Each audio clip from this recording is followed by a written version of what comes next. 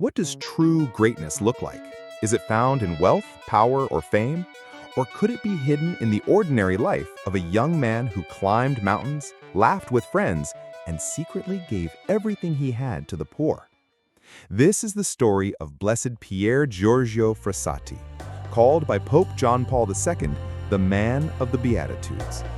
Pier Giorgio Frassati was born on April 6, 1901, in Turin, Italy, into a wealthy and influential family. His father owned a major newspaper and later became Italy's ambassador to Germany. From the outside, Pier Giorgio's life seemed destined for comfort and privilege. But from a young age, he was different. Sensitive, joyful, and deeply compassionate, he developed a special love for the poor and suffering. At just 17, he joined the Saint Vincent de Paul Society, dedicating himself to serving the marginalized of Turin. For Pier Giorgio, faith was not just prayer, it was action. He rose early for daily mass, spent hours in adoration, and carried a rosary in his pocket. Yet he was no gloomy saint. Friends recall his humor, his passion for sports, and especially his love for the mountains. To him, mountain climbing symbolized the Christian life, a struggle upward, step by step, toward heaven.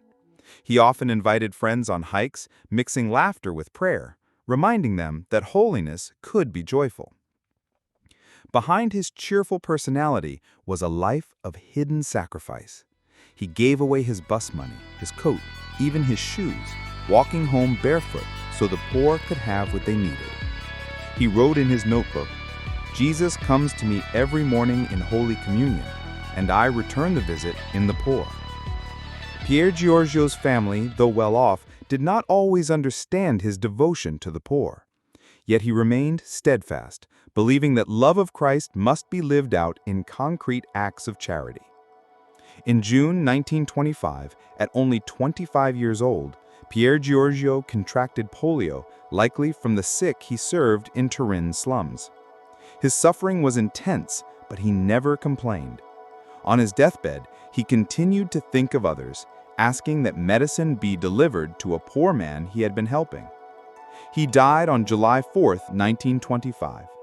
At his funeral, his family expected only a small gathering. Instead, thousands of Turin's poor, those he had quietly served, flooded the streets to honor the young man who had loved them in secret.